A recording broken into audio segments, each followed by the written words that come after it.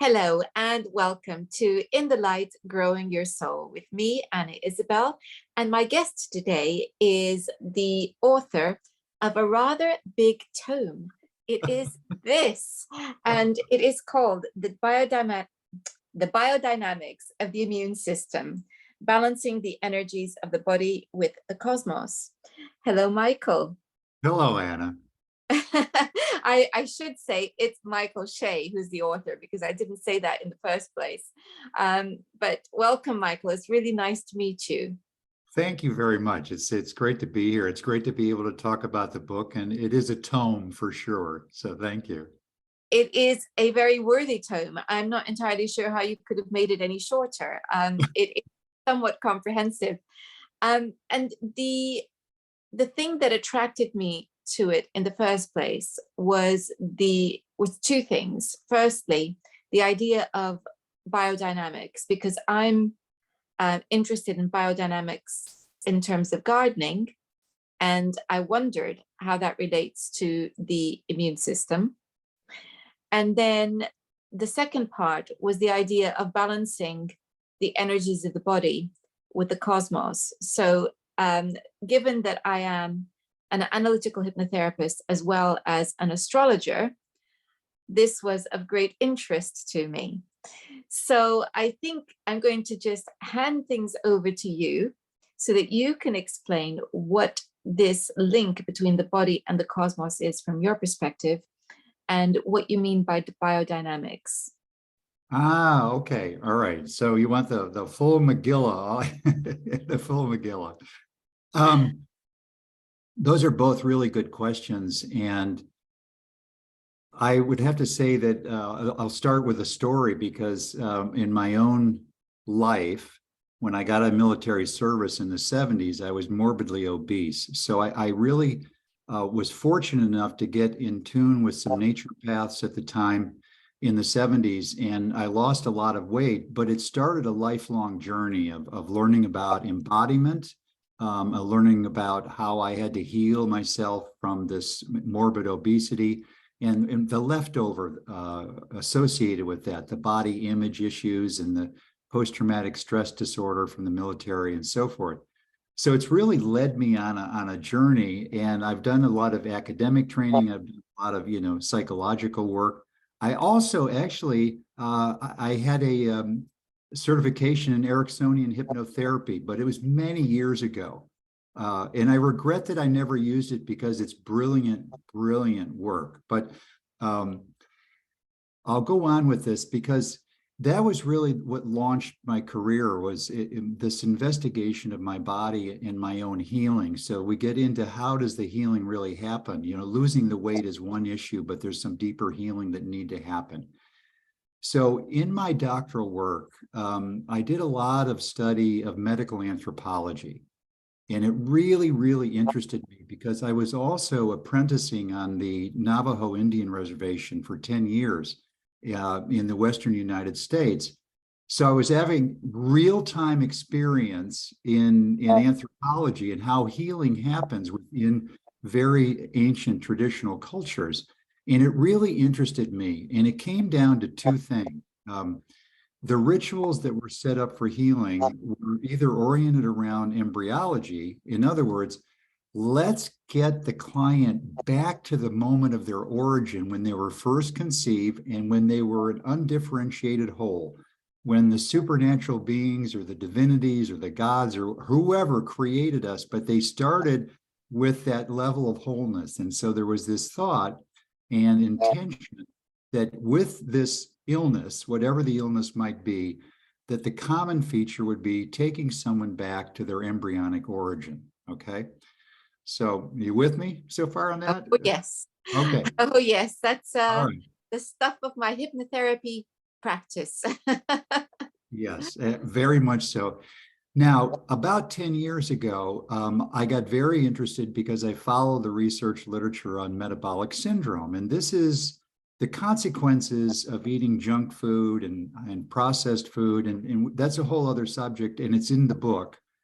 But the consequences of that started to manifest in the research literature about 10 or 15 years ago. And I began writing actually parts of that book at that time with my sister, because we were very much looking at the research on metabolic syndrome and how just by the food we've eaten, it really has begun to destroy our body. It's just, and that's a whole story that's in the book. But the consequences of that, the consequences are when you look at what happened during COVID, and you saw, it's unbelievable the amount of death that just from a virus. And it turned out in some of the literature, as much as over 90% of the deaths from COVID had a comorbid condition of metabolic syndrome. People were already trashed. Their immune system and their body was already trashed. So that gets us kind of to the point with where I got with that book. We're kind of at a point in our planetary existence, in our consciousness, where going back and recovering your embryo isn't quite enough now because of the level of disruption and the level of illness, the level of suffering, whatever you might want to call it. And in medical anthropology, if the ritual of going back to the embryo didn't work, or you needed something more powerful, you did a ritual to return someone to the beginning of the universe. So I just want to pause, the beginning of the universe. Now that takes us into some very interesting territory. So in my book, I think it's important that we talk about cosmologies and how the Judeo-Christian cosmology is really, really important. And I also discuss the Buddhist cosmology about the beginning of the universe and the Taoist cosmology. So the two big Eastern traditions and the big Western tradition. And we see a commonality within it, that indeed the intentions of these cosmologies was to keep us connected and in harmony with the universe the way it was at the beginning. And so the work I teach in the book is about reconnecting the body and how to do it at a practical level. I'm not talking, I mean, you can do the theory and you can read the cosmology. I love that. I love the scholarly work, but we have to have a practical solution. People are killing themselves. They're dying. And the level of unhappiness, the level of despair, the level of depression, which is rising astronomically, everywhere I go and teach, is stunning. And so we need to have a ritual or an understanding of the universe itself and let the universe heal us. Let the natural world heal us and come back into relationship with your second question, biodynamics. So Steiner started and used the term biodynamics, as you know, and it's become quite interesting regarding soil preparation and how to prepare our soil for raising proper food or biodynamic food, which is, I got to say, more popular over in Europe than it is here. We have biodynamic wine in the United States, but we do not have a lot of biodynamic vegetables in a biodynamic culture. But what we have, Anna, here in the United States, and the doctors I follow, is the prescription for eating real food. And so if we connect real food, we see that the real food will take us to a biodynamic culture that involves soil preparation and the healing of the earth itself. This is what we have to do. We've got to heal the earth as well as our bodies, because if our bodies are suffering, the earth is suffering, the soil is suffering. And so that's that one relationship to biodynamic. Now, biodynamic is used in not completely different, but in a related way in the study of human embryology. And so I'm an academic embryologist. And so biodynamic embryology has the meaning of to connect with the wholeness of our body, to connect with the wholeness of how we grow and develop, that we're always an interconnected whole and over time. So that's the intention of the book, is to connect us with an interconnected whole physically and cosmologically. It's so important, and I really enjoy the fact that you dedicate part of your book to talking about the mind-body split, because I spend all of my time helping people see the mind-body connection. But you're going a step back and you're going, okay, this is how we got this mind-body split, which I agree with you, I think is at the heart of disease. And I agree with you that much disease is of a spiritual nature as well.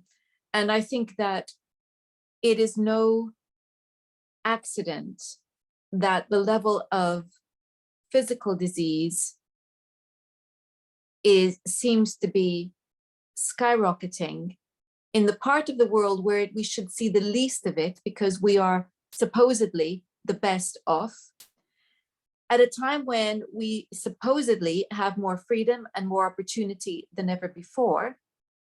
And yet that is going, the levels of disease is increasing hugely at the same time. And what a coincidence this is, that we see levels of anxiety and depression also rising in a time in which the material paradigm of the world, i.e., there is no soul, everything is mechanistic, is predominant in our education and in our media.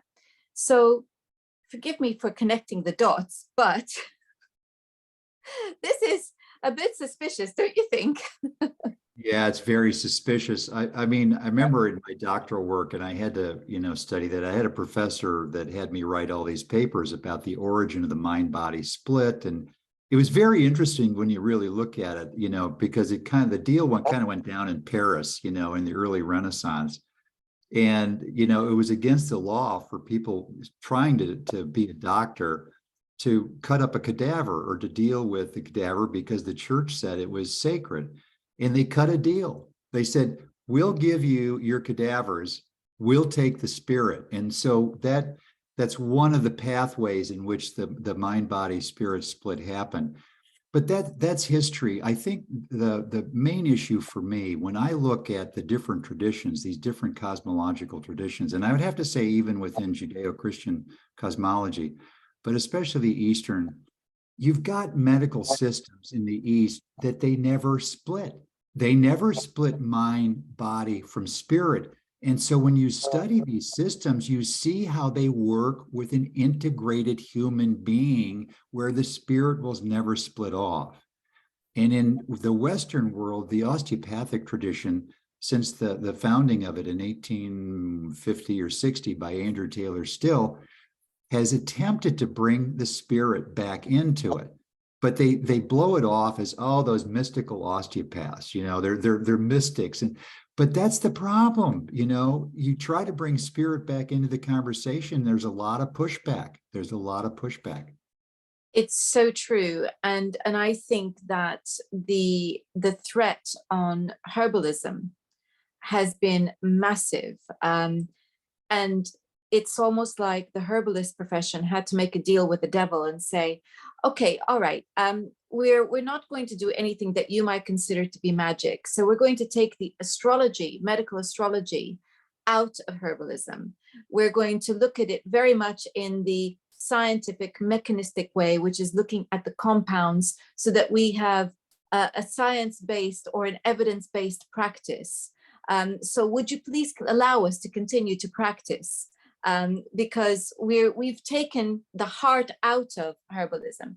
Well, of course, I'm speaking in very wide terms, because the wonderful herbalists who have all appeared on this program have managed to keep the spirit in their practice. But nevertheless, the point I'm making is that in the West, we did have a same practice that was very unified in terms, or very holistic in terms of mind, body, and spirit, as in the East. But where we kind of tolerate acupuncture and Chinese medicine because, oh, it's not Western, and so it's okay for them to practice. Right. Not okay for us to have our own Western medical tradition of a more holistic nature. It's pretty amazing. It's the same kind of story with homeopathy here in the United States. And chiropractic, I remember working with chiropractors that were put in jail in the 1940s. The United States has this fascination with putting people in jail and locking them up sometimes if they're actually telling, more of the truth than people really want to hear. But it gives you a sense of power. Sadly, not a disease confined to the United States. That's right. One of my favorite people that I follow is Dr. Asim Malhotra in London. He's a cardiologist, and he's quite outspoken and vocal around all of this. But for me, at this point in time, we can see how big pharma and biomedicine, and we can see the power and the money and the greed and the corporate reality around all of that. But my point is that in a way we're kind of anarchists because we're promoting taking control of your body. It's whose body is this? Do you want to have sovereignty over your body, or do you want to keep abdicating the authority, the control in what you ought to know about your body to someone else? And that's a big push in my book and in my writing and my teaching right now. Take control of your body. You have sovereignty. Take control. And it's now, or it's only going to get worse. Well, it's already, you know what, Anna? It's as bad as it can be, really. It's as bad as we are at the peak, bad as it can be, I think. I don't know. I wish I could say we are as bad as it can be. But when I just heard recently, I think it was yesterday, that our beloved military service has combined forces with the German military on human augmentation, I'm not entirely sure that we're yet as bad as it can be. I think there is room for things to get worse yet. So I welcome your anarchist views.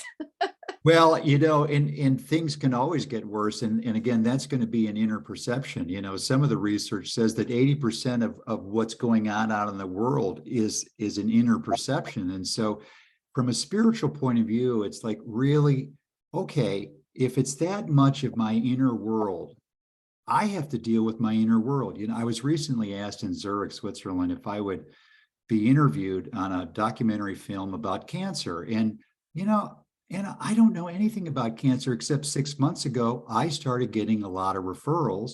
And last year, I started working in a cancer clinic. And what I noticed is the incredible amount of fear that people have when they get a diagnosis of cancer, or no matter what syndrome or disease, it's fear. And I looked at the person and I said, the problem here is not only that they've abdicated control over their body, but they don't have a way in. They don't have a way of going in and contemplating and dealing with their fear first.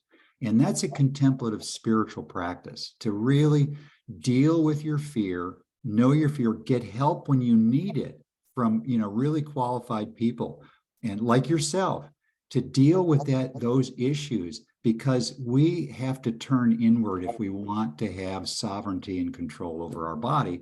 And especially when we get those awful diagnoses from what one researcher calls bourgeois medicine. Bourgeois medicine, I quite like that. I think you're right. I think fear is a huge factor when someone has a diagnosis like cancer, which I think the way that cancer is presented, understandably in many cases, is as a death sentence. Mm-hmm. And the fact that there is so much film and television story that dramatizes that, I think it's one of those things. In my practice, I help a lot of women give birth as naturally as possible by helping them have going in with a very positive, in a very positive frame of mind, knowing how to manage their bodies. And in fact, it's very successful. We know that hypnobirthing, which is the trademark name, is very successful. And the only complaint I ever get is that the women go into hospital, they they say, I'm ready, and nobody believes them because they're not screaming. And it's very telling, because there are two things that I see constantly being dramatized. That being child labor. So women come to me very afraid of giving birth. And of course, the other one is cancer, because it is the death sentence, as it's always portrayed. So fear is most unhelpful because it slows healing or prevents it altogether. Yeah, or prevents it altogether. And I have to say that I'm also, I have a contract for a new book with my publisher. And what I'm looking at is very much that, is these issues around pregnancy and birth, and not so much the fear, but the way in which sorrow and grief is suppressed in our culture.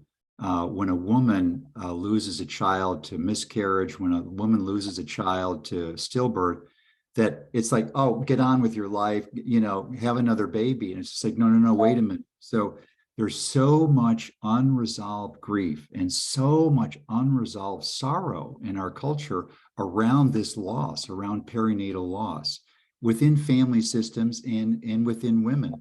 And it's interesting because I was raised Catholic, and I came across a teaching just a couple of months ago, and it's what inspired, this new book. It's called The Seven Sorrows of Mary.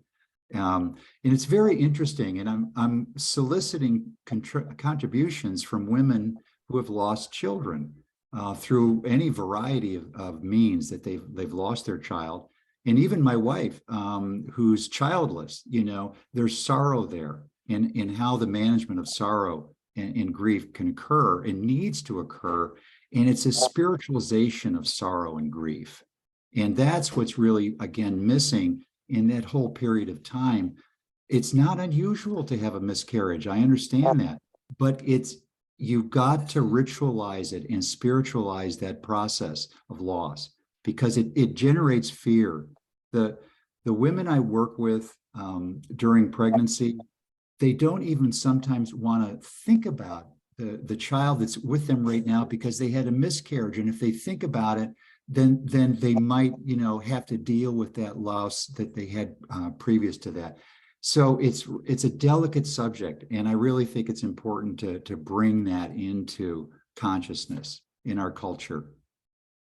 It is a delicate subject. And with that, it's made me think of women who have abortions that they're not happy about having had, and how they experience that as a loss, or women who wanted to have children but didn't have the opportunity to do so. Right. And how, so really we're talking about loss as well. You use the term spiritualization of sorrow and grief. Can you elaborate on what you mean by that? I work with a child. My career also included a lot of pediatric work. So I've worked with a lot of infants and children for 40 years. And as luck would have it, my primary way with children is to see children that have moderate to severe developmental disabilities. That was what I ended up working with, children who had awful pregnancies, or there was a problem at birth, or the children were tortured, or I mean, I've worked on a full spectrum. And I have to say, one of these children, beautiful child, born with a, what's it called? I'm trying to think of the persistent vegetative state. This is severe developmental delay. And in beautiful parents, the father is a Jungian analyst, the mother is a massage therapist. And I've gotten to know them because I treated her during her pregnancy, and then I treated the child for the first 10 years. The child lived to the age of 23. And it was just 2 weeks ago that I was talking to the father. And I was asking him about how he's managed his sorrow and his grief. And he said, I've gone through a process of spiritualizing the grief and spiritualizing the sorrow around this loss. And I said, well, what do you mean by that? And he said, we went to 3 places to bury his ashes. And one of the places was a mountain in Mexico, because they were studying shamanism in northern Mexico. And the shaman had him crawl up the mountain on his knees for days to take the remaining ashes and place them at the top of the mountain. And he had to deal with the weather and all of it. And he said it was almost a near-death experience for him. But it was in that way that he was able to release through the natural world, through what we might call a reverse pilgrimage, because in Christianity, there's the notion of pilgrimage. But I think there needs to be a pilgrimage when there's loss, and a pilgrimage towards finding your heart and finding the place that allows you to spiritualize and come into not a sense of peace, but a sense of greater love. You know, grief can be transformed into a huge amount of love, and a love that will continue to grow through a person's life because of that loss. And so for me, the spiritualization is when you take the broken heart and you allow that open heart to expand with love for the rest of your life for the person that was lost. It's making me think of a number of things, but in particular of interviews I've done with mediums, all of whom have talked about how a loss led to their connection with the spirit world becoming stronger, or in some cases appearing altogether, and how they have felt called to minister to other people's grief and sorrow through mediumship because of that loss, which really is exactly what you're talking about. It's the sensitization of an individual through loss, enabling them to feel, it seems, indefinite compassion towards others for their losses. So it's made me think about that. But the other thing that it made me think about, this experience of this man crawling up this mountain to scatter part of the ashes of his son. I think that is the physicalization of the grief, that suffering being physicalized in that way, right. And so being released, but in a spiritual context. So it's a structure within a spiritual context, and I think that must have been amazingly powerful. Oh yeah, yeah, and I agree with you. It's to make it sacred, to make things sacred. In the physical process, frequently, not that we have to self-flagellate, but sometimes the physical process, and the disease, the illness, the pain, the suffering is the spiritual wake up. That's the wake up call. And that's the path to sacralize, the experience. It's interesting because part of this I was looking at, well, what is the physiology? So, I go online, what is the physiology of grief and loss? And it's like, oh my goodness, heart attack, heart attack, heart attack, heart. I mean, I'm like, what is going on? So it's like, I then got down to what is the neurophysiology of grief and loss. And the Japanese coined a term in 1990 called takosubo, and they called it octopus trap. But what happens is that the left ventricle of the heart during loss of a loved one, the left ventricle of the heart, and that's the ventricle that pumps the blood into the aorta and the rest of your, but what happens is it relaxes and it expands, and you lose your ability to pump blood as efficiently as you did before. And that means that you've got to come into a contemplative place and take care of your heart and nurture their heart, because it's expanded, and it's expanded in the same way it expanded as an embryo. So it's a return to origin. It's a return to that embryonic heart.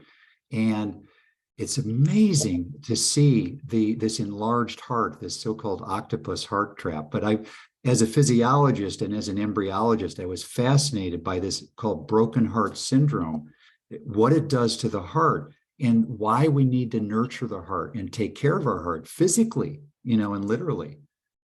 This analyst friend of mine said that as soon as their son died, he realized he had a heart problem, and it took him over a year to work on the heart problem before he could even consider this pilgrimage up the mountain. We have experientially known this forever, it seems. We have the expression, it's a broken heart. And why? Because we feel it. Where do we feel it? We feel it in our hearts, in the same way that, we talk about feeling in the gut, or feeling like we're, we've been kicked in the gut. And right. Those are very important energy points in the body. It's the heart chakra, it's the solar plexus. So we've known this for a long time, but here you are saying, hello, folks, there is indeed a physical connection. Right. Absolutely. And, the other piece with this, which is interesting in terms of taking control of our body, and I want to kind of stay with that theme too, is that there's a lot of new literature, and I've been looking at it for a long time, and this is what I teach, but it's called interoceptive awareness. And it turns out that just listening and feeling consciously your heartbeat increases empathy. And I'm always surprised when I'm in class and I teach how to feel your heartbeat, and those that cannot feel their heartbeat without taking their pulse. I mean, that's the way you would start if you can't feel it. But as I sit here, I can actually sometimes just feel my heartbeat, or when we wake up in the middle of the night, to feel your heartbeat. And that's called interoceptive awareness. It builds empathy for yourself, just feeling the heartbeat. It's so simple. But the other issue is that the interoception involves conscious awareness of a lot of different feelings in the body, and they're primarily oriented around hunger. How do we feel when we're hungry, and what do we feel when we need to eliminate? And what's happening is, because we're abdicating control of the body outside of our body, we don't pay attention to these internal signals anymore. And they're simple. It's heartbeat, hunger, I gotta pee. I mean, it's things like this that really people are ignoring the signals internally. So it's getting back to that internalization piece, which is a spiritual process. Increasing empathy is igniting compassion. That's the whole thing. So it's a spiritual process, listening to the inside of our body, and especially our heart. And that makes me come back to the idea of nature, because we are a part of nature. And when we started off, we were talking about biodynamics and the need to nurture the soil. And I feel that this is a healing that needs to happen in tandem. It's healing the earth, but we seem to be so obsessed with net zero, but we're not actually doing anything that is going to be meaningful in terms of healing the soil or the earth. And there's all this talk about sustainability, and yet there's no talk about local food production and how to nurture the small farmers and the organic farmers, because these were things that we were talking about in the 90s, that when we were thinking about we were thinking, what was the slogan? Think global, act local, I think it was. Right, exactly. Yeah. And that at that point made sense. What happened to that? So that everything is becoming more and more complicated and more corporate. And there's no room for the actual things that are going to make a difference to sustainability and biodiversity, etc. So we really need to be focusing on what's true. And what's true is what your physical experience is, and the connection to the world around you, the natural world around you. And you take care of that. And what you're doing is you're healing that, and you're healing yourself. And we're back to sovereignty and a very happy version, I think, of anarchy. Well, in Anna, we're also back to the original medical system on the planet. So, all medical systems on the planet derived from shamanism, from indigenous healing practices that were rooted in the natural world. And so consequently, in my book, I point out that spiritual disease from an anthropology point of view is the first level of spiritual disease is that we're cut off from the natural world. It's really, and there's enough research on this. The Japanese call it forest bathing, to go out and bathe in the forest. But I live a block from the ocean, so I'm down at the ocean almost every day, looking at the sky and the clouds and so forth. So the natural world, originally was the representation of the sacred. The Garden of Eden. I mean, come on, that's Judeo-Christian cosmology. I mean, I don't teach, the tree of good and evil. I teach about the tree of life, because that's really, in the Jewish mysticism, the tree of life is the vascular tree in our body. And how do we really need to take care of that vascular tree and nurture that, through real food. But also, I'm looking at the literature now and reading about the heart inside the heart. And even remember Steiner talked about the fifth chamber of the heart. And it's that place in our heart, that void place, that empty place that allows spirit to inhabit there and allows spirit to influence our body and our blood and our behavior through various virtues and so forth, according to the Taoist cosmology. So it's all about living in the heart, but you got to feel your heartbeat first. It has to be practical, and then you have to have a relationship with your emotions, your mind, and a balance with the natural world. So you can have unfocused attention. And, the brain in the latest research is called a flight simulator. Okay. That means that there's no way, when you look at all of our senses, there's no way with all this information coming into our sense that the brain can sort it out and have clarity around a behavioral output. So it simulates reality. And this is what we're seeing. I was telling somebody the other day, I said, oh, okay. So if my brain is a flight simulator, and we're definitely in turbulent air right now in this culture, and some of us, we've already crashed, and the black box is at the bottom of the ocean. And you better hurry up and start looking for the black box, because we've lost our heart. It's a very interesting analogy, but that flight simulator is way off in a lot of people, and we need to come back into that interoceptive awareness of our body and become embodied. And I think it begins with listening to that inner voice, as you say, listening to heartbeat, and actually making a distinction between what you feel to be right and what the television, as an arm of some propaganda machine, is telling you, or what people who are being paid by, let's say, some who do not have your best interest at heart are telling you. What is it that you feel? And it might be that you're wrong, because sometimes, our own fear kicks in, but then go and talk to someone. Talk to someone who does have your best interest at heart. We're back to heart again.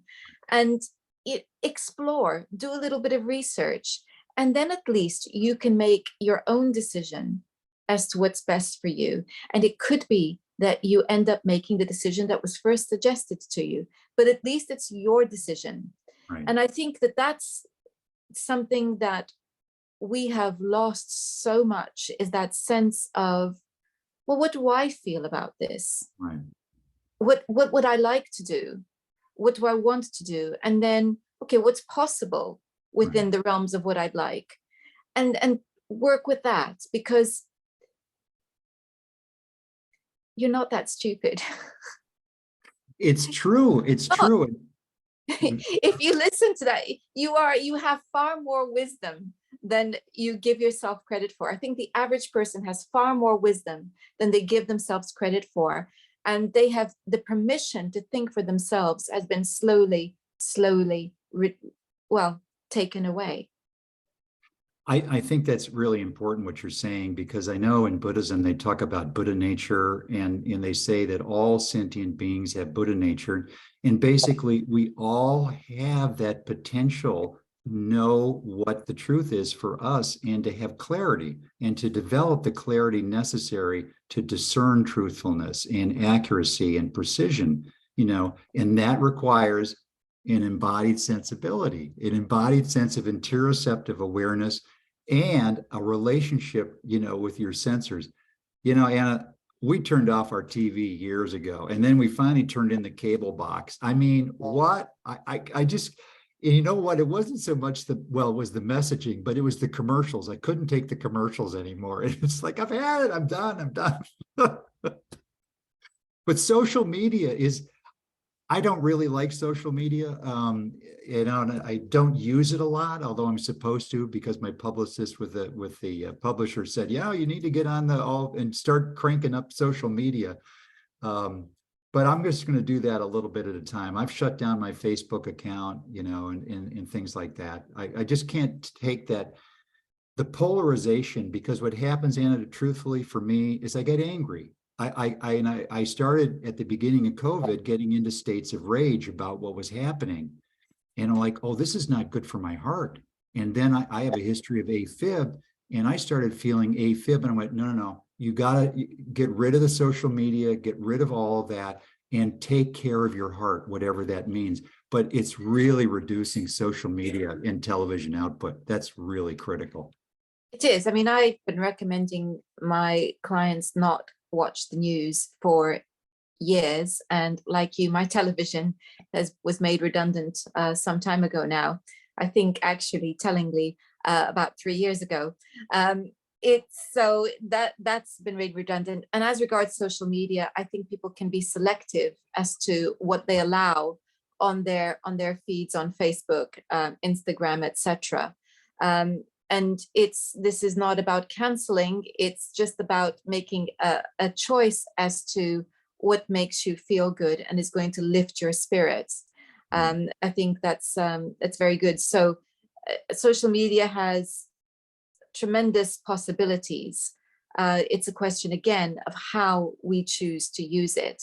So we're back to sovereignty again. And well, Michael, the book, just to remind everyone, this amazingly wonderful book that I'm so enthused about is The Biodynamics of the Immune System, Balancing the Energies of the Body with the Cosmos. And Michael, it's a wonderful book, and thank you so much for joining us today to talk about it. Thank you, Anna. It's a pleasure, and it's nice meeting you. And I wish we could have some mangoes together, but sometime in the future. For those who, of course, none of you know why we're talking about mangoes, but that's because Michael is in Florida, and before we started recording, he was telling me it's mango season, at which point I began to salivate. So I tell you what, I'll swap you some mangoes for my strawberries from my allotment. How's that? You got a deal, Anna, and they're biodynamic. Fabulous. Yes, they are. So if people want to learn more about your work and wants to get in touch with you, do you have a website? SheaHeart.com. It's one word, SheaHeart.com. I will put that in the description box along with a link to the book. Michael, thank you once again. Thank you, Anna. Pleasure meeting you. Take care. And thank you all for watching. Next time, we're going to be talking about Qigong. Until then, have a wonderful week. Goodbye.